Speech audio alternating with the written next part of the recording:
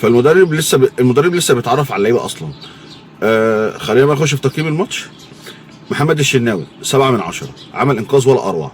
الكره دي لو كانت دخل الجون كانت اعتقد نقطه تحول في الماتش. ليه؟ لان الاهلي كان هيهاجم، كان هيقدم خط الهجوم كله، هيعدي نص الملعب عشان خاطر محتاج يكسب. الاهلي اصلا وهو بيدافع عنده مشاكل، فما بالك اللعيبه دي اصلا لو قدمت. هنيجي لمشكله الدفاع بتاع الاهلي قدام شويه، بس خلينا الاول نقول التقييمات وبعدين نبقى نخش في موضوع التحليل الفني بقى. ليه الاهلي في مشاكل دفاعيه؟ الشناوي 7/10، محمد هاني نجم محمد هاني 8/10. بس في اداء احسن من كده شويه هاني، يعني محتاجين العرضيات تبقى متقنه، محتاجين تعمل جبهه كويسه مع زيزو بيلعب قدامك. زيزو عنده مشكله ان هو ما بيرجعش يدافع، ما بيرجعش، يعني لو رجع مثلا يرجع في كرة من 5 فهيفضل حاطط هاني في مشكله طول المباراه. انت لو بتلاعب فريق فيه سرعات زي ماتش الاتحاد، انت عشان لعيب ولا 2 عندهم سرعات، انت الاهلي حصل له مشاكل دفاعيه وبانت قوي، لان دفاع الاهلي كله بطيء جدا. دفاع الاهلي ما فيهوش لعيب سريع، ما فيهوش لعيب. لما انا بلاعب خصم عنده مهاجم سريع ومقدم انا الدفاع بتاعي، انا ما عنديش لعيب يجري يلحقه. اللعيب السريع دايما في الفرقه اللي قدامي هيبقى عندي مشكله. الا وقفه بقى زي ما وقف خوان بزيرة، زي كوكا لما عمل معاه في ماتش القمه، غير بفاولات بانذارات هي دي الطريقه اللي انت هتعرف توقف بقى. ليه؟ لان انت مش محترم ان انت عندك منظومه دفاعيه ضعيفه جدا. واي فريق هيلاعب الاهلي هيمسك عليه كوره وهيعمل عليه تحولات زي ماتش بيراميدز. انت ماتش بيراميدز عشان انت بتلعب تيم كبير، عرفوا يستغلوا النقط دي في الاهلي وعرفوا يسجلوا هدفين. ماشي. محمد الشناوي 7/10، محمد هاني 8/10، ياسر ابراهيم 5/10، ياسين مرعي 5/10، كوكا 3/10. كوكا ده كارثه في مش شكل الاهلي خالص على فكره. مروان عطيه نجم خط الوسط بتاع الاهلي، مروان عطيه 8/10. بن رمضان لعيب سلبي جدا، امكانياته كبيره احنا عارفين، بس هو لعيب سلبي جدا 4/10. تريزيجيه 6/10، متوظف غلط، هو محطوط، انا اسف في اللفظ، كارت حشر. انت هتلعب، لا تريزيجيه موجود في الفرقه وده الطب بتاع اوضه اللبس، كابتن اوضه اللبس، فلازم يلعب، ما ينفعش يقعد. اعتقد ان المدرب هيعالج الحته دي بينه وبين بن شرقي الفتره الجايه، لان اللي هو يلعب يا بن شرقي يلعب. اقسم الماتش ما بينهم، شوف الماتش محتاج ايه، شوف مين لعيب فت اكتر، مين لعيب بيأدي اكتر، تخلي بن شرقي معاك دكه. بس انا شايف ان بن شرقي ما ينفعش يقعد، ما ينفعش يقعد. تريزيجيه 6/10، بن شرقي نجم 8/10، وزيزو 8/10. بن شرقي وزيزو الاثنين دول لو معاهم فيرويد جامد، انت كنت هتطلع من مباراه الاتحاد واي مباراه جايه بتغني بالاثنين دول. بس انت ممكن تبقى مش شايف شغلهم كويس قوي، هم شغالين حلو بس انت ممكن شغلهم مش متبروز قوي، لان اللي كان هيبروزوا ان انت يبقى معاك فيرويد زي اسامه ابو علي. الاثنين دول كانوا بيلعبوا في الزمالك.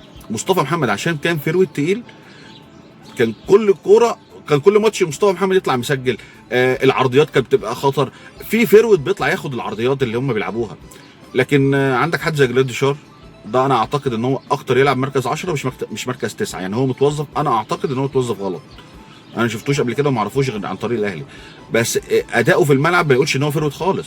محمد شريف قلنا قبل الموسم الاهلي مش محتاج محمد شريف، الاهلي محتاج فيرويد على حجم اللعيبه اللي بتلعب دي، انت محتاج فيرويد بمواصفات اسامه ابو علي. خلاص كده. جراديشار 3/10. الاهلي بقى عنده مشكله دفاعيه، كارثه في الدفاع. انت الاهلي لو لعب اي فريق كبير، الاهلي لو طلع بمكسب مع فريق كبير، الجمهور يبص ايده وشه وظهره. ليه؟ لان انت النهارده لما بتلعب الاتحاد، خلي بالك انت الاتحاد ده كان ممكن يطلع كسبان الماتش، بس هو المدرب بتاع الاتحاد اصلا نازل خايف من النادي الاهلي، وانت كل الفرق اللي انت هتلاعبها في مصر هتنزل خايفه من النادي الاهلي، فدي الحته اللي بتخدمك. خلاص. فانت المفروض مدرب الاتحاد كان نزل عمل خد من الاهلي الكوره. الاهلي مشكلته فين؟ الاهلي مشكلته ان انت تحرمه من الكوره. لو حرمت الاهلي من الكوره، اللعيبه بتاعت الاهلي ما بتدافعش، اللعيبه بتحلق. يعني حتى ان يجي حد يخش يستخلص الكوره انت مش هتلاقي كده. مشكله بقى دفاع الاهلي، الاهلي عنده مشكله في المنظومه الدفاعيه، مش في بس في كواليتي لعيبه. كواليتي اللعيبه بتاعت الاهلي الدفاعيه مش احسن حاجه، مش على مستوى الاهلي. المنظومه ككل مش احسن حاجه، باستثناء محمد هاني ومروان عطيه، استثناء الاثنين دول. الثلاثه بقى الباقيين اللي ورا مشكله، سواء كوكا، سواء ياسين مرعي، سواء ياسر ابراهيم، اللي دول مشكله. اولا المنظومه الدفاعيه من اول الفيرويد لحد حارس المرمى خلاص. فانت النهارده لما تيجي تطلع بحارس، تطلع المفروض تضغط بالفيرويد بتاعك من قدام، هو بيحلق والثلاثه اللي تحتيه بيحلقوا، توصل التحليق ده لحد اخر لعيب في دفاع الاهلي، كله بيحلق، محدش بيخش يستخلص الكوره، او لو دخل هيخش عنيف وبيعمل فاول. فالمدرب عنده شغل كتير لسه، ده تاني ماتش ما ينفعش. هو شايف الاخطاء دي. على فكره عجبني قوي الجمله اللي قالها في المؤتمر الصحفي: انا مش مبسوط من الاداء. دي حاجه تبشر ان ده مدير فني تقيل، وقفته على الخط باين ان هو مدير فني واثق من نفسه جدا، متابع الماتش. حتى لما جه حد حب يعمل تغييرات عشان يحافظ على المكسب، طلع زيزو وطلع بن شرقي. المدير الفني بتاع الاهلي بيضغط عليه بالثلاثه، بزيزو وجراديشار واشرف بن شرقي، خلاص كده الثلاثه اتفرج عليهم. هم دي لعيبه مش دي اللعيبه مش هتديك الضغط العالي اعتقد. عشان كده بقول لك ايه، المدير الفني لسه محتاج وقت على ما اللعيبه دي تتعود على طريقته. محتاج لما تلعب بدفاع متقدم كده ان انت يبقى معاك عندك في الدفاع في على الاقل لاعبين صراع. يعني مثلا الاهلي واضح جدا ان هو محتاج عمرو السوليه، وكارثه ان عمرو السوليه مشي.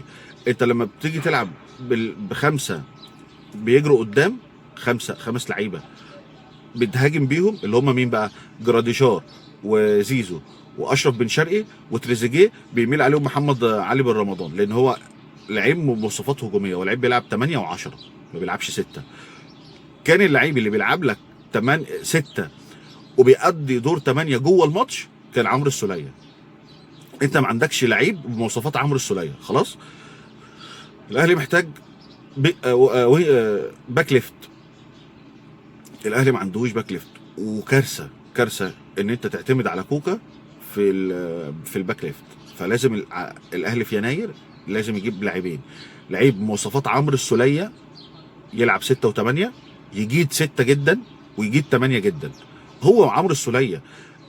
فعشان كده اللي عمله اللي مشى عمرو السوليه عمل كارثه.